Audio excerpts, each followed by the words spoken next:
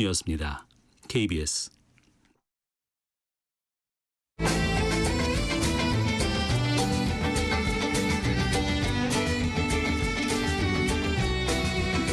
오늘을 함께하며 여러분의 내일을 응원합니다. 성공예감 이대호입니다.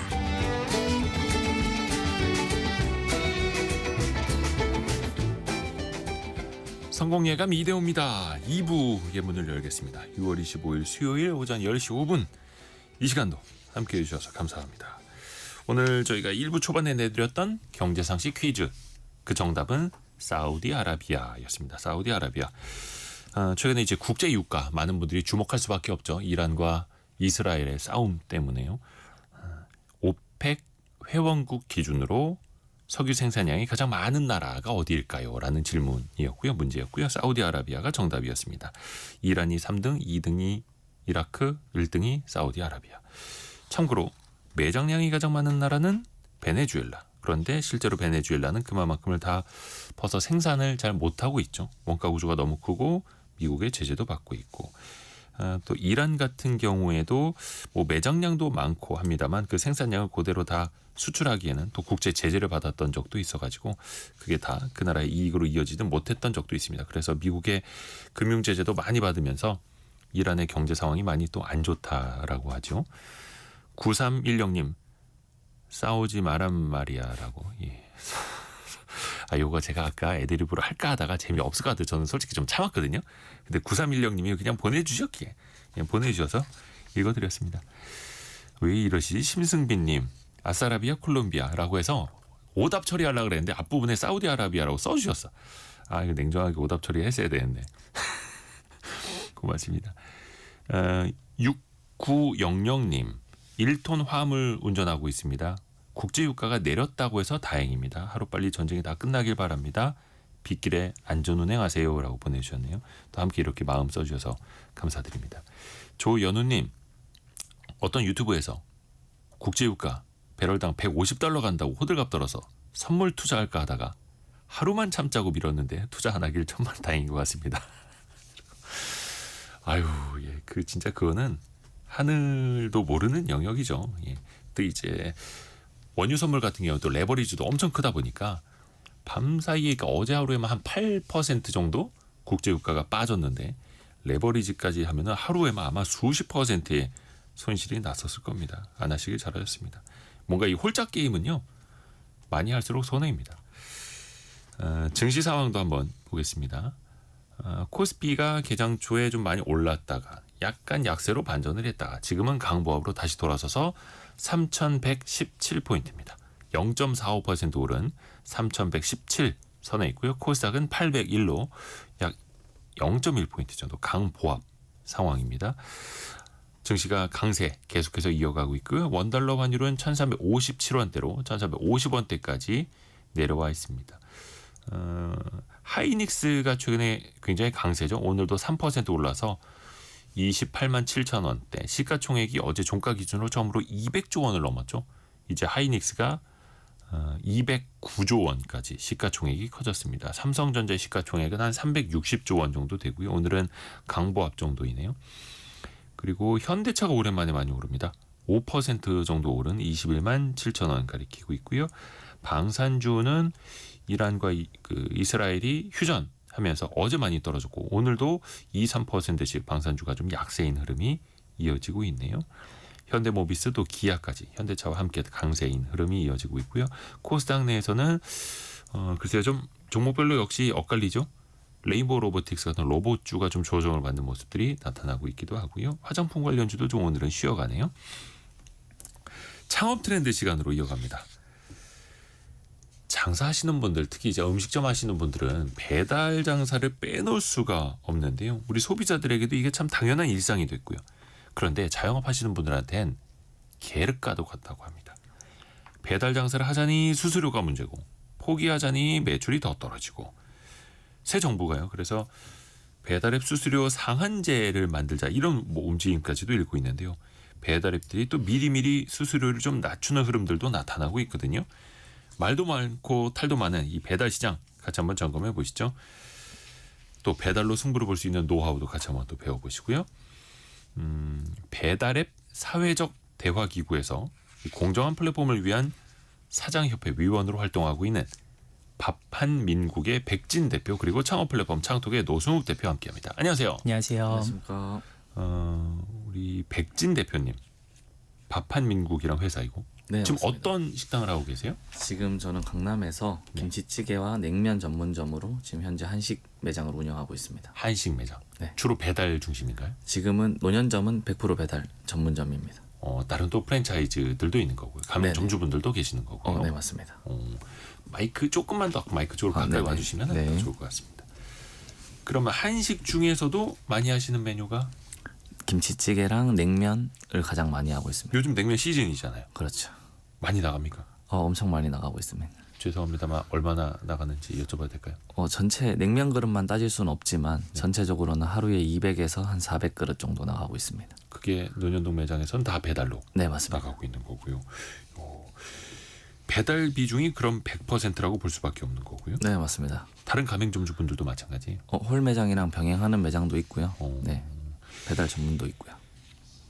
역시나 그래서 배달 수수료에 민감할 수밖에 없는 네, 맞습니다. 사업인데 왜 그런 말씀들 많이 하시지 않습니까? 배달 수수료 때문에 나중에 팔아도 별로 남는 게 없다. 실제로 네. 그렇습니까? 어느 정도예요? 실제로는 저희가 과도한 수수료나 강제로 무료 배달이 되고 난 이후에 가장 쉽게 예를 들었을 때 김치찌개를 저희가 1만 원짜리를 팔았을 때 네. 배민 수수료가 7.8%, 그럼 780원, 그다음 강제 배달비 3,400원, 그다음 우리 가게 클릭이라는 CPC 광고인데 네. 이게 주문 건당 적게 잡아도 2,500원 정도가 나가요. 예. 그러면 3,320원밖에 안 남습니다.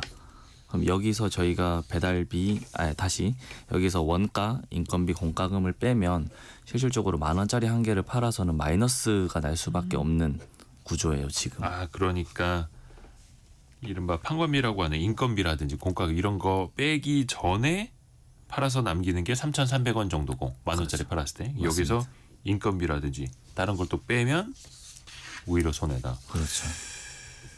그 뭐 배달앱 수수료율 자체는 어차피 우리가 물고 들어가는 거니까 네, 그러려니 할 수 있겠는데 아까 표현 중에 네, 강제 배달비라는 말씀을 하셨거든요. 네, 네.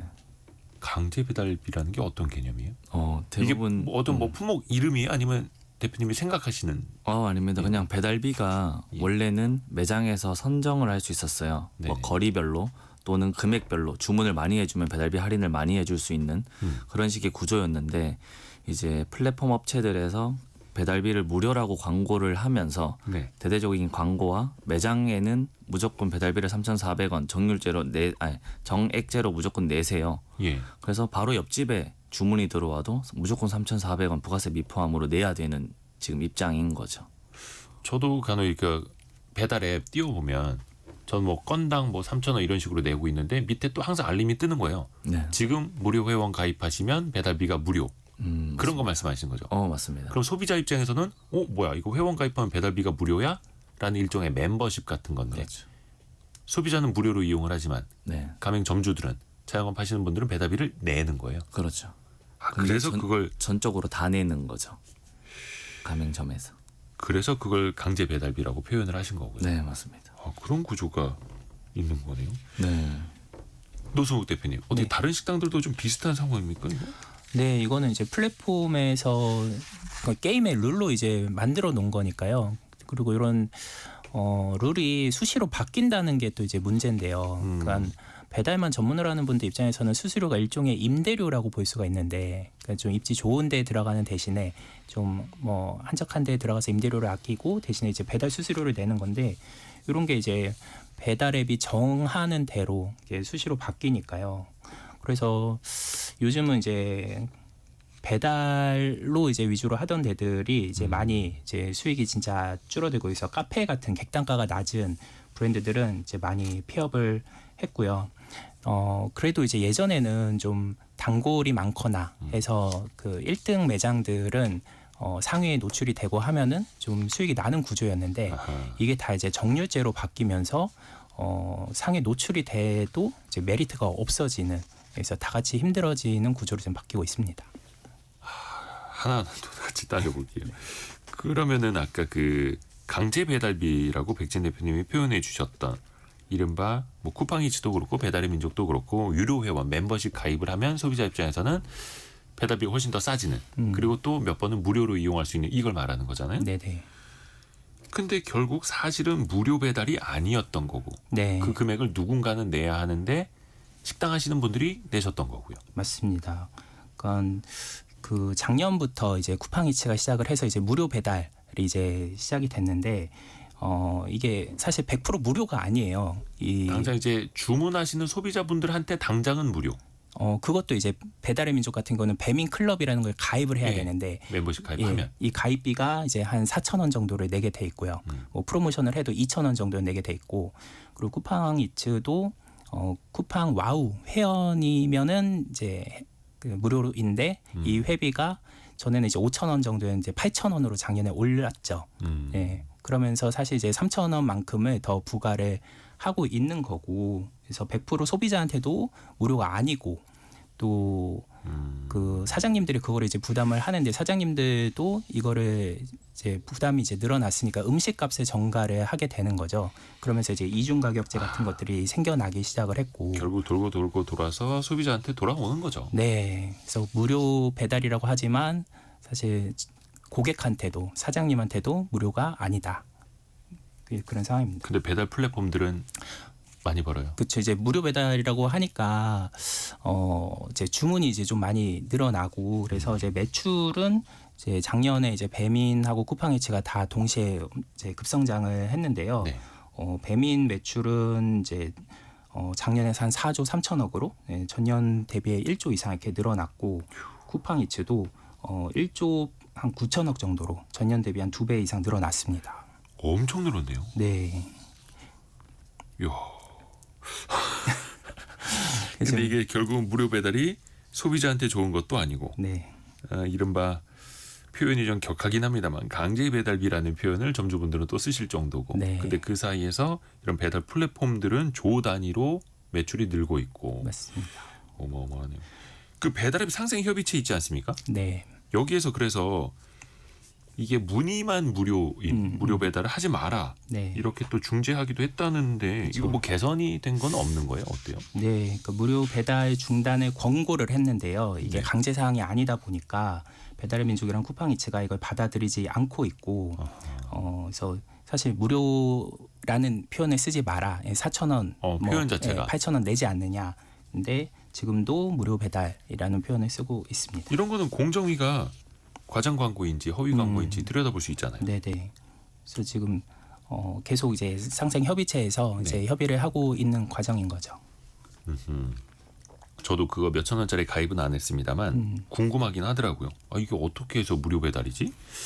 그래도 한 달에 몇 번은 배달 시켜 먹는데 가입해볼까 했는데 네. 그 뒤에서는 또 점주분들의 또 어려움이 또 있을 수밖에 네. 없는 거고요. 백진 대표님, 네. 이재명 대통령이 대선 과정에서 그런 얘기했다 하더라고요. 배달 플랫폼의 수수료를 개편하겠다, 개편할 필요가 있다라고 공약을 했는데 수수료 상한제 이야기도 나오더라고요. 얼마 이상은 못 받게 하겠다. 이게 사실은 자유시장 경제 맞지 않은 가격 통제이기는 한데 네네. 자영업자 입장에서는 그만큼 또 절박하다라는 이야기일까요? 절박합니다. 지금 실제로 절박하기도 하고 네. 일단 작년에 저희가 공정한 플랫폼 협회 위원으로 이제 상생협의체를 12회 가졌었는데 네. 이게 아무 결과 없이 실제 그냥 끝나버렸어요. 그 상생협의체 12번이나 만났는데 네, 12번이나 만났는데 마지막 결과는 저희가 주장했던 거는 아무것도 없었고 그냥 끝나고 앞으로 이렇게 몇 년 해볼게요라고 끝나버려서 이번에 지금 새로 또 하고 있는 거고. 뭐 받아들여진 게 없어요? 네, 그때 없었어요. 뭐 너무 무리한 요구를 하셨던 거는 아니고요. 아니요, 뭐 기본적인 요구들도 애초에 받아들여지지 않았고 잘 참석을 안 하셨어요. 뭐 어디에서요? 오시는 날 담당자분이 뭐, 플랫폼 측에서. 네네, 플랫폼 측에서 태도도 그랬었고 그래서 저희 입장에서는 갈 때마다 항상 좀 벽을 많이 느꼈었어요. 그 플랫폼 측에서 참석하는 사람들은 어느 정도 뭐 임원들이 나오나요? 아니면 실무자들이 나오나요? 임원까지는 아니고 실무자로 보시면 될 것 같고. 실무자들이 솔직히 힘이 없죠. 근데 임원들이 아마 나와도 회의를 해서 시원찮고. 나왔을 건데 예. 저희가 질문하는 내용을 모를 때도 많았고 또 그냥 당일 저희 다음 회의 바빠서 가야 된다 하고 간 적도 있었고 이거 왜 나온 거예요? 그러니까 조금 저희는 되게 좀 가슴이 아팠죠. 간절해서 갔는데. 공정한 플랫폼 협회. 네. 여기에서 같이 이제 플랫폼과 이거 중재를 정부에서 했던 거 아닙니까? 맞아요. 그래서 상생협의체를 정부에서 만들어줘서 예. 이런 일이 있었는 건데 대화는 실제 쉽지가 않았다라고 보시면 될 것 거기 같습니다. 공익 요원들이 있었을 거 아니에요. 정부 측. 정부 측도 있었는데 어쨌든 이걸 실내에 어떻게 수수료가 나가고 이런 걸 다 알 수가 없으니 그래서 그거를 다 알아가기까지가 한 1년 정도 걸렸다. 그래서 이번 연도는 좀 제대로 회의가 이루어지지 않을까 좀 기대하고 있습니다. 이게 사실 이게 협의체다 보니까 강제력은 없는 거고 그렇죠. 말 그대로 또 중재이고 결국은 이거 뒤집어서 생각해 보면 플랫폼 업체에서 받아들이지 않으면 아무 소용 없는 거고요. 그렇죠. 가장 많이 요구하셨던 거는 어떤 내용이었어요? 가장 많이 요구했던 거는 우선 저희 영업권을 침해하지 말아달라. 영업권 침해가 어떤 게 있냐면 아까 네네네. 말한 대로 배달비를 저희가 거리 제한이거나 또는 치킨을 100마리 시키면 한 마리 시킨 사람보다 저희가 혜택을 더 줄 수 있어야 되잖아요. 네. 근데 지금은 배달비를 강제로 무료로 해버리니 오히려 치킨 100마리 시키는 사람이 치킨 값이 올라서 더 손해보는 구조로 장사를 할 수밖에 없는 구조가 돼버린 거예요. 근데 이걸 이해 못 하시는 분들도 있어요. 최성현 님이 네네. 냉면 국수료 네. 원가를 알면 폭리라고 막 말씀해 주셨는데 근데 앞에서 말씀하신 그 구조를 10,000원에 팔아도 결국은 한 3,300원 남고 네. 여러저러 이제 수수료 떼주고 근데 그 3,300원 남는 게 점주의 주머니로 들어가는 게 아니라 거기서부터 이제 직원들 월급도 줘야 하고 네네. 임대료도 내야 하고 그렇죠. 이게 또 시작이 되니까 맞습니다. 결국 이익이 안 남는다. 뭐 냉면이나 국수의 원가가 어디 밀가루만 있겠습니까? 세상이 그렇게 간단하지 않죠. 그래서 많이 또 이야기하셨던 게 영업권을 침탈하지 말라라는 거라. 네네. 예. 그 다음 저희가 비 오는 날이거나 또는 그냥 배민 플랫폼 측에서 기사님이 없다라고 하면 강제로 거리 제한을 둬버려요. 그럼 저희 가게에서 원래 3kg, 4kg까지 고객님들한테 주문을 받고 요리를 해줄 수 있었는데 정말 심할 때는 500m 이내 고객밖에 저희가 못 받게끔 거리를 줄여버려요. 배달 기사님들이 더 멀리 왔다 갔다 하면 시간도 많이 들고 그렇죠. 배달 횟수를 줄일 수밖에 없으니까. 그렇죠. 아니, 근데 저도 예를 들어서 맛집이 있으면 한 3km 떨어진 옆 동네에서 시켜 먹고 싶은데 그 주문 자체가 안 되게 하는 거예요. 노출이 안 되는 거죠. 왠지 검색해도 안 나오는 가게들이 네. 있더라고요. 분명 제가 시켜 맞아요. 먹었던 회사 그 가게인데 옆 동네에 있는데 네네. 배달 올 수 있는데 과거에 왔었는데 맞아요. 왜 노출이 안 되지? 여기 뭐 협력업체에서 빠졌나 싶은데 그때 그냥 빼는 거예요. 맞아요. 그때 달라져요. 시간대별로 달라져요. 그러니까 이게 모르는 거죠. 이용자 입장에서는. 분명히 내가 저기 성공예감 국수를 잘 시켜 먹었는데 그렇죠. 이번 주말에 왜 검색이 안 되지? 맞아요. 뭐 사장님이 일이 있어서 문을 닫으셨나 보다. 저는 그런 생각도 했었거든요. 그리고 심지어 이걸 공지를 해주지 않아서 예를 들어 주말이 바쁜 날인데 저희 매장 입장에서는 바쁘니 직원들을 4명을 불렀어. 근데 장사를 하려고 하는데 주문이 왜 이렇게 안 들어오지? 하고 보면 500m밖에 노출이 안 되고 있는 거예요. 나도 모르게. 네. 저는 수수료는- 직원을 4명을 불렀는데. 아니 수수료는 거기서 부르는 다 배달 수수료 내는 거고 그렇죠. 특히 성수기여서 네. 날 더워지니까 냉면 많이 나가겠다. 네. 막 단기 알바생들 구해놓고 딱 준비하고 있는데 그렇죠. 근데 배달 앱에서 우리 집을 제한을 해놨다. 그렇죠. 배달 구역을 500m로. 그렇죠. 근데 이것도 나중에 왜 이러지라고 해야 알 수 있는. 그렇죠. 제가 직접 들어가서 확인해야지 알 수 있고 그것도 보기가 쉽지가 않아요. 그거 혹시 그 배달 플랫폼 업체에 좀 문의해 보셨어요? 뭐라고 얘기하던가요? 문의하면 뭐 이 프로그램상의 문제라서 건의하겠다. 항상 이렇게 답변을 받고 근데 실질적으로 바뀌는 건 없으니까. 그럼 일하는 프로그램상의 입장에서. 문제가 아니라 그 플랫폼 업체의 정책이었을 거 아니에요? 정책인데 이제 배민도 다 하층 구조라서 저희랑 고객센터 통화하는 분들은 다 하층 업체라서 이제 실질적으로 내용을 모른다고 항상 답변을 해요. 그렇죠. 하기사 거기 콜센터 일하시는 분들도 고생하시는 분들인데 맞아요. 그분들하고 싸워봐야 뭐 좋을 것도 없고요. 맞습니다. 야 이거 몰랐던 사실 오늘 많이 알게 되네요. 노승욱 대표님. 네. 그래서 오죽하면 배달 수수료 자체를 낮춰야 한다. 막 강제성까지 동원해야 된다. 뭐 이런 이야기까지 나오잖아요. 사실 이게 식양 경제 원리에는 반하는 거긴 합니다만 네. 오죽하면 이렇게 그죠. 했느냐라는 거죠. 그래서 이번 이제 좀 배달의 플랫폼들도 좀 눈치를 보는 상황인데요. 이제 또 새 정부가 출범하고 했으니까 그래서 이번에 우아한 형제들 배달의 민족에서 소액 배달 주문에 한해서 중개 수수료를 면제하겠다라고 이번에 이제 중간 합의안을 내놨어요. 그러니까 진짜 영세상인들 소액 주문에 대해서는 배달 수수료 면제하겠다. 네, 그래서 배달 주문 금액이 1만 원 이하인 주문은 이제 중개 수수료 뭐 이제 7.8%뭐 이 정도로 이제 전혀 안 받겠다라고 이제 밝혔는데 문제는 1만 원 이하 주문 비중이 그렇게 이제 높지 않다. 그래서 이제 생색내기용 아니냐 이런 식이 나오는 거고 쿠팡이츠도 이제 배민에서 그렇게 하니까 그럼 우리는 15,000원 이하 주문에 한해서 중개 수수료를 면제하거나 감면하겠다. 근데 요건 이제 지금 부산에서만 시범 운영을 하고 있습니다. 10,000원 이하 주문에는 중개 수수료 전액 면제하겠다. 네. 배달의 민족이 뭔가 네. 통 크게 쏘는 것처럼 했는데 사실상 10,000원 이하로 주문하는 사람은 거의 없다. 그죠? 지금 몇 프로 정도 될까요? 지금 저희 매장 기준으로 하면 2%도 안 됩니다. 100명 중에 10,000원. 2명 정도. 네. 10,000원 이하로 시키는 사람들. 저희가 점심 식사 먹을 때도 10,000원 이하 식사 잘 없잖아요. 그런데 그렇죠. 배달로 하면 배달비까지 뭔가 포함돼서 10,000원 이하의 식사가 있다? 거의 없죠. 그러면 현장에서 이거는 어떤 그들의 상생안 중에 하나로 제안을 한 거, 그들이 제안한 거. 그렇죠. 피부로 와닿지 않는 거예요. 그러니까 작년 12회차도 항상 이런 식이었어요. 12번의 만남이. 네네. 그러니까 그렇게 매출이 조 단위로 늘었겠죠. 맞습니다. 그 우리 청취자분들이 좀 이해 못하시고 질문 주시는 게 있는데 좀 네네. 설명해 주시면 좋을 것 같아요. 4311님, 저는 직접 픽업을 해서 오는 사람입니다. 왜 네. 배민에 끌려다니는지 모르겠습니다. 배민 아니면 주문할 수 없는 구조인가요? 이렇게 질문 주셨거든요. 네. 물론 현재 쿠팡이츠도 있고 요기요도 있고 여러 업체들이 있습니다만 일단은 배민이 아니면 배달을 하기가 힘들고 그다음 이제 속도전으로 게임이 바뀌었는데 전화를 받으면서 요리를 하고 이렇게 시간이 될 수가 없는 거죠. 결국은 많이 팔아서 어느 정도 조금이라도 남겨야 되는 구조로 시장 경제가 바뀌었는데 박리담의 구조로 지금 갈 수밖에 없는데 그렇죠. 다 매를 할 수 있는 건 또 배민이 가장 크고. 맞습니다.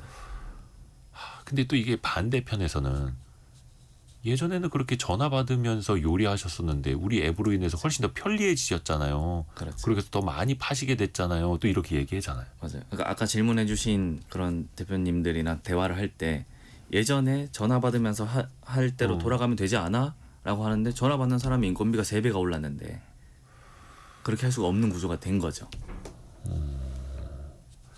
문윤옥님은 궁금한 게요. 네. 배달이 마이너스면 이걸 왜 하시는 건지 순수하게 궁금합니다. 이런 맞죠. 질문하셨어요.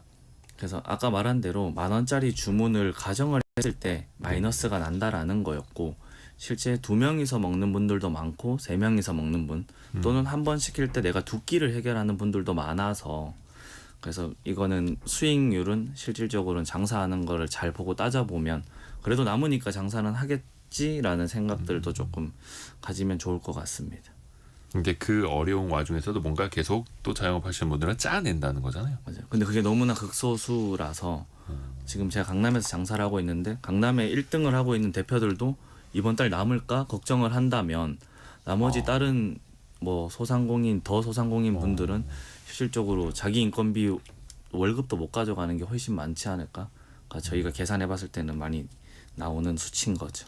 지금 뭐 자영업자들이 괜히 이렇게 폐업이 늘어나고 이런 것도 아니죠, 진짜. 맞습니다. 그 배경이 다 있는 거고요. 이제 배달앱 정책이 또 이제 수시로 바뀌어가지고 이게 또 이렇게 수수료율이 올랐다 뭐 새로운 정책이 나왔다 해서 또 바로 이거를 뭐 폐업을 하거나 이럴 수 없는 게 또 이제 다음에 또 조금 숨통을 틔워주는 정책이 나오지 않을까 이제 기대를 할 수도 있고 또 요즘은 폐업을 하는 분들이 또 많아서 요즘 약간 치킨 게임 하는 느낌.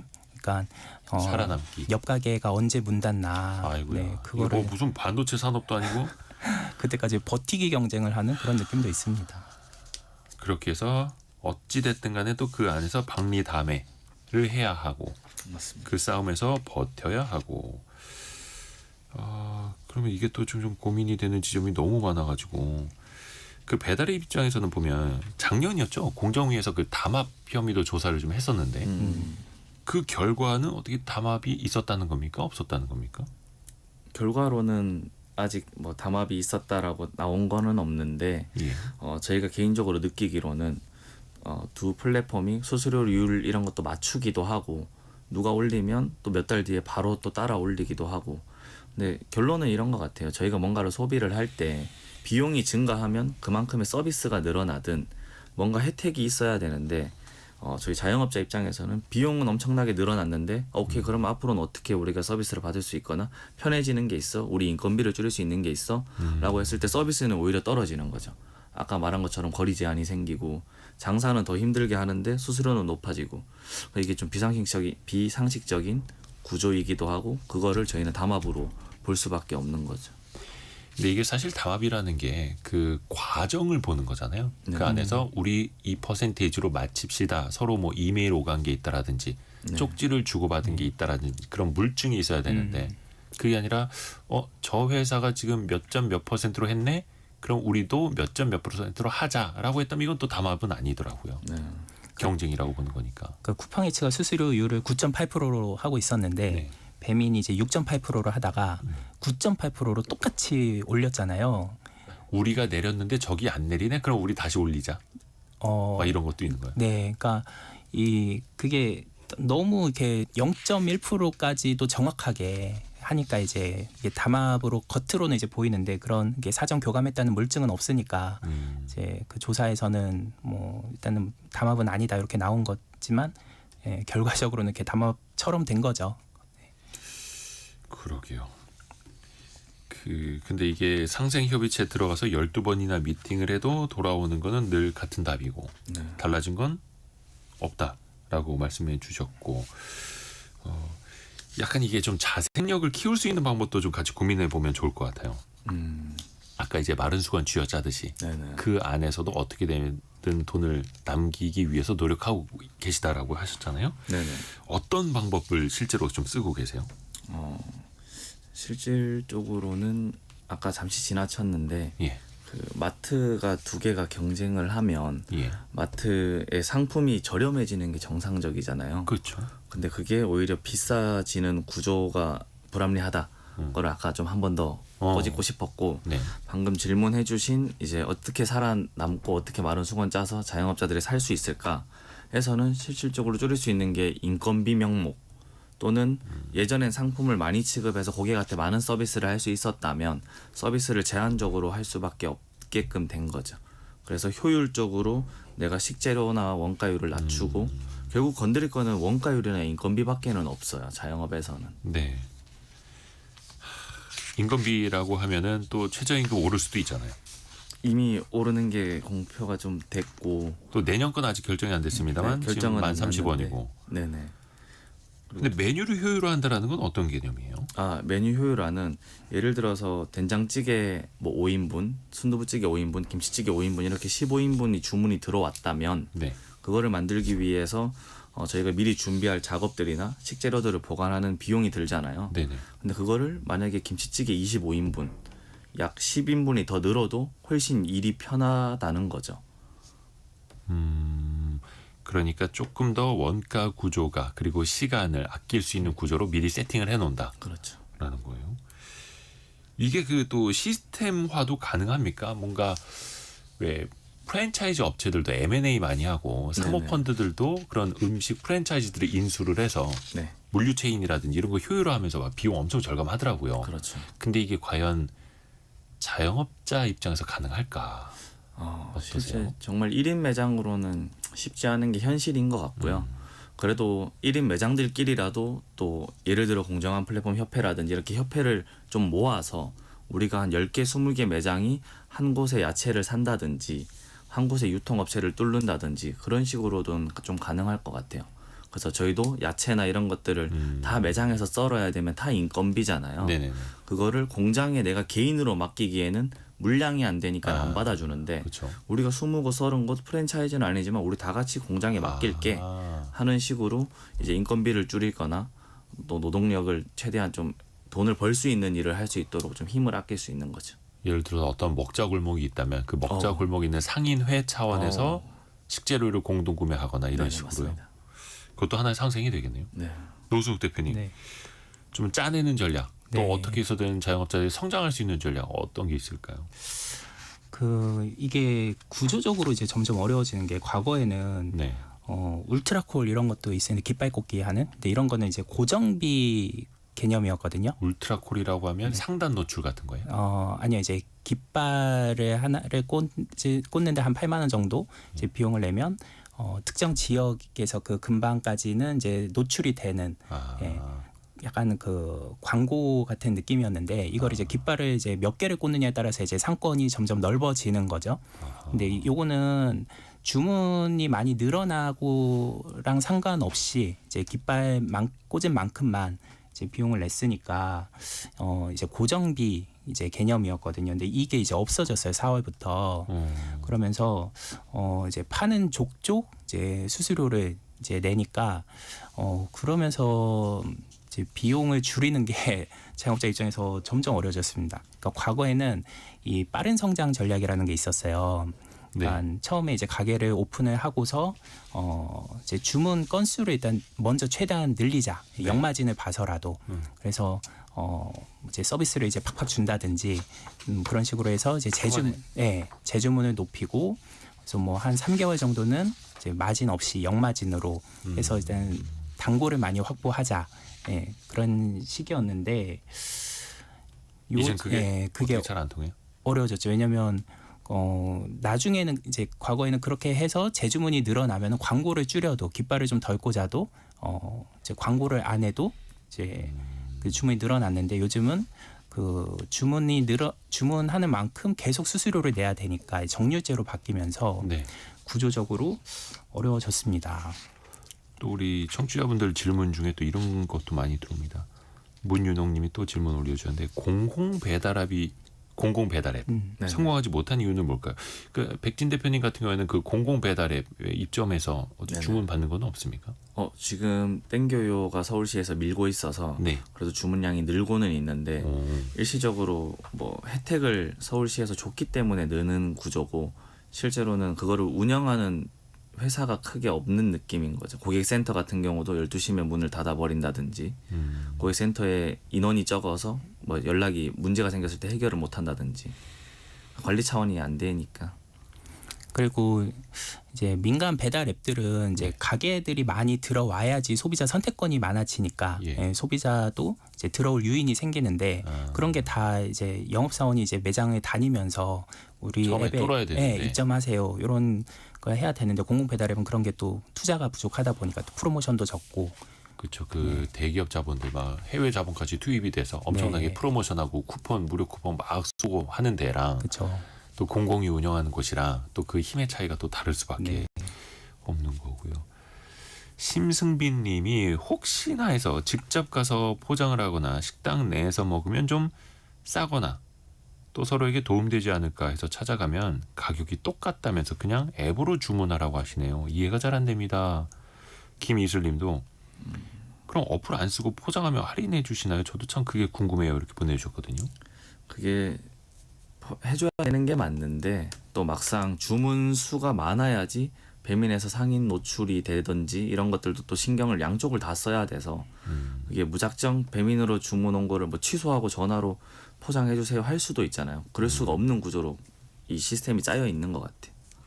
그 저 같은 경우에도 이제 다른 분들도 사실 이렇게 조금이라도 마음을 써주시는 분들은 옛날 왜 그 노란색 두꺼운 전화번호부에서 전화 검색해서 전화했듯이 요즘에는 인터넷으로 지도에서 음식점 이름 치면 거기 전화 연결까지 다 되잖아요. 0505 이런 가상번호로.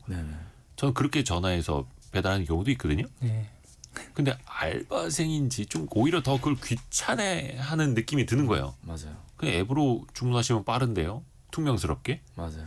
그럼 내가 뭐하러 이렇게 했지 싶기도 하고. 맞아요. 현장에서는 좀 어떻게 느끼세요? 우선 그 통명스러운 거는 그 알바생의 태도의 문제인 것 같고 그거 외에 이제 주문을 앱으로 해주는 게 매장 입장에서도 훨씬 편해요. 왜냐하면 일단 편한 거는 어쩔 수 없고 편한 것도 편한 건데 그 이후에 배달을 보내는 과정에서 이게 다 어플화가 돼 있어서 그걸 하나하나 타자로 칠 수가 없는 거죠. 그러네요. 네. 예전에 그 왜 짜장면 집에서 주문하면 그렇죠. 전화하면 어디요? 뭐 서울시 영등포 어디 뭐 KBS 뭐 이런 식으로 하나하나 다 받아 적고 그렇죠. 배달 기사님한테 그 쪽지 전해주고 그렇죠. 혹시나 이거 글씨체 못 알아봐갖고 다른 집으로 가 있을 수도 있고 막 이랬던 적이 있었잖아요. 옛날에는. 그렇죠. 근데 이제는 그냥 주문 들어오면 자동으로 띵동 가고 배달 기사분이 스마트폰으로 보고 바로 찾아가고. 그렇죠. 저희가 그걸 종이에 써서 줄 수가 없는 시스템이니 그걸 애초에 할 수가 없는 거죠. 그러니까 조금 배달 수수료 좀 아껴드리려고 전화로 해도 그 바빠 죽겠는데. 그러니까 그렇죠. 이게 이렇게 되는 거네요. 소비자분들도 좀 답답하고 사장님도 답답하고 예, 좀 문제가 꼬인 게 저는 배달앱 생태계를 처음에 만드는 첫 단추가 잘못됐다라고 생각을 해요. 그러니까 이게 소수의 선행으로 해결될 수 있는 문제가 아니거든요.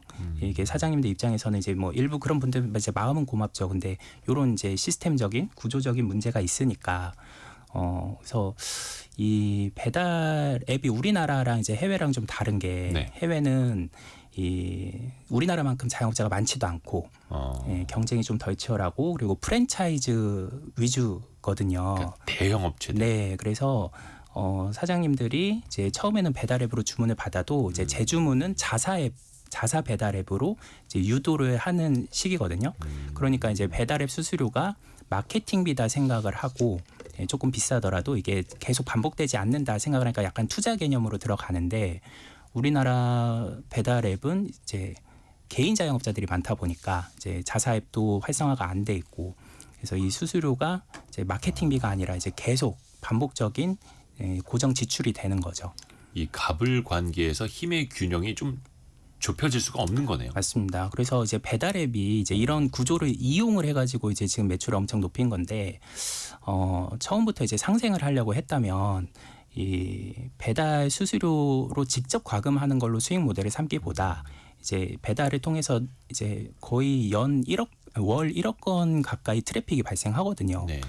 그거를 이제 활용해서 뭔가 다른 수익 모델을 만들고 이제 직접 과금은 줄이는. 그러니까 지금 네이버나 카카오의 뭐 검색 서비스나 우리가 메신저는 다 무료로 이용하잖아요. 대신에 이제 다른 과금으로 이제 수익 모델을 만들듯이 그렇게 플랫폼이 처음에 생태계를 조성했으면은 모두 윈윈할 수 있지 않았을까. 근데 지금 그 생태계가 너무나 당연시 되어 있고 그 시스템 안에서 영업을 하고 계시는 분들 입장에서 보면은 예전에 이소부화인가요? 이런 게 나온 것처럼 여우가 만들어준 원숭이의 그 꽃신처럼 그 꽃신 없이는 이제 걷기조차 힘든. 네. 신시영님이 그래서 한 말씀 해주셨는데 소상공인 사장님들도 이러한 시스템을 결국 벗어나기 위한 노력이 없었습니다라고 또 지적을 해주셨어요. 이거 같이 못 벗어나는 거잖아요. 벗어날 수 있는 어떤 이제 뭐 힘이나 이런 것들이 좀 많이 부족하죠. 이 플랫폼이 만든 생태계를 어떻게 벗어나기가 쉽지가 않죠. 그러니까 해외 같은 경우에 사실 배달의 민족을 얼마 전에 인수한 주체도 독일의 딜리버리 히어로라는 회사잖아요.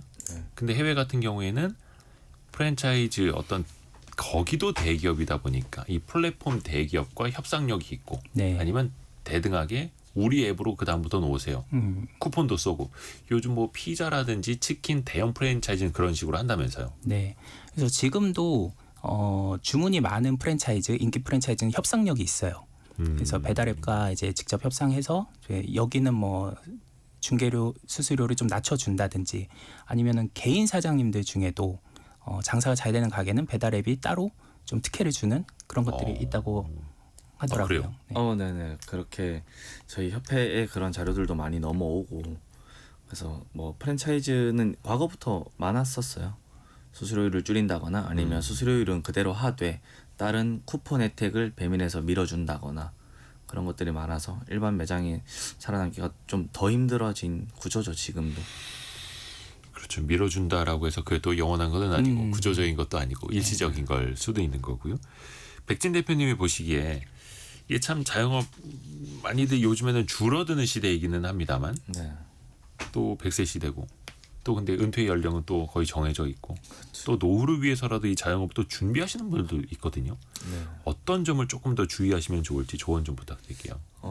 저는 무작정 그냥 근거 없이 내가 자영업하면 돈 많이 벌겠지 또는 성공하겠지라고 생각하기보다는 내가 하고 싶은 업종을 선택을 한번 하고 그 업종에 주 6일 12시간 내가 정말 이걸 버틸 수 있는지 이걸 일할 수 있는지를 직접 경험을 하면서 돈도 모으고 네, 그래서 싸우기 전에 내가 이걸 버틸 수 있고 내 상대방 경쟁 상대를 이길 수 있는지를 체크하고 이제 실제 계약을 하고 운영을 해보라고 좀 말을 해주고 싶어요.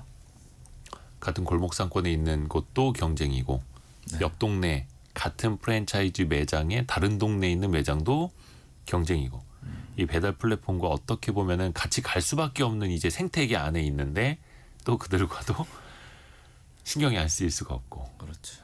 이게 참 쉽지 않습니다. 노승 대표님 마지막으로 네. 좀 정리 한번 부탁드릴게요.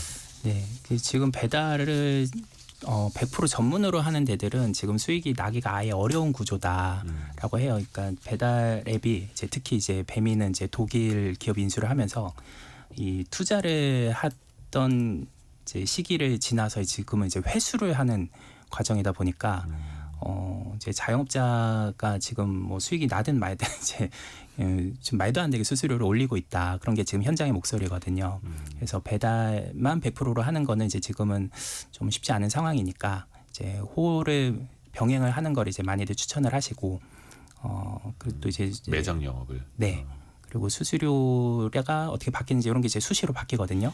또 그런 걸 또 이제 목소리를 낼수록 또 이제 그런 게 반영이 될 거니까 지금 이제 계속 협의를 하고 있으니까요. 그런 것도 좀 계속 관심을 가지면서 전략을 가다듬으시는 게 좋을 것 같습니다. 이 배달 플랫폼들이 보여주기식으로 뭐 몇 개 뭐 선심성으로 내놓는 것보다 아까 저는 좀 충격적이었던 게 그 가게 배달 주문이 중간에 그냥 갑자기 빠져버려도 배달 거리를 제한시켜 버려도 점주들은 그걸 알 수가 없다라는 거. 이런 것부터 네. 좀 피부에 와닿게 좀 바뀌었으면 하는 바람도 가져봅니다. 오늘 밥한 민국의 백진 대표, 창업 플랫폼 창톡의 노승옥 대표 함께했습니다. 고맙습니다. 감사합니다. 감사합니다. 라디오 정보센터 다녀옵니다.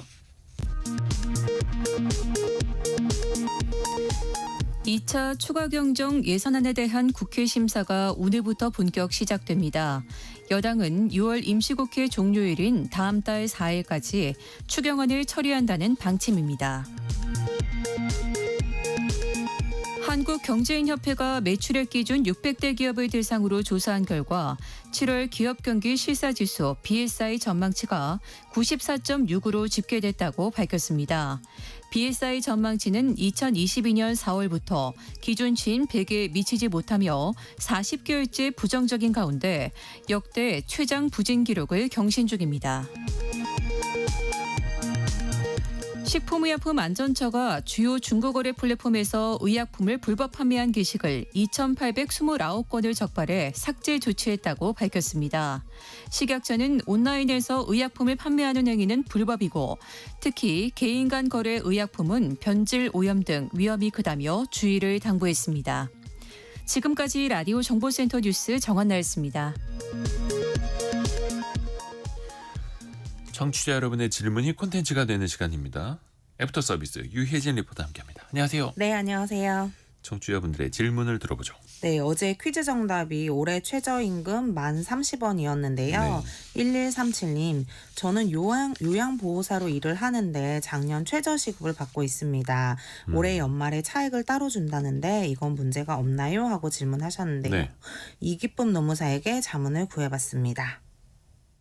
최저임금법 제6조 1항에 따르면 사용자는 근로자에게 최저임금액 이상의 임금을 지급하여야 하고 제3항에 따르면 최저임금액에 미치지 못하는 금액을 무효로 정하고 있습니다. 2025년에 근로하는 자에게 2024년 최저임금을 적용하는 점은 최저임금법 위반이고 위반하는 금액을 연말에 지급하는 사정이 있더라도 위반한 사안입니다. 중요한 점은 형사적으로 3년 이하의 징역 또는 2천만 원 이하의 벌금형에 처할 수 있습니다. 최저임금법은 반의사불벌죄가 아니기 때문에 체불 금액을 지급하더라도 처벌될 수 있기 때문입니다.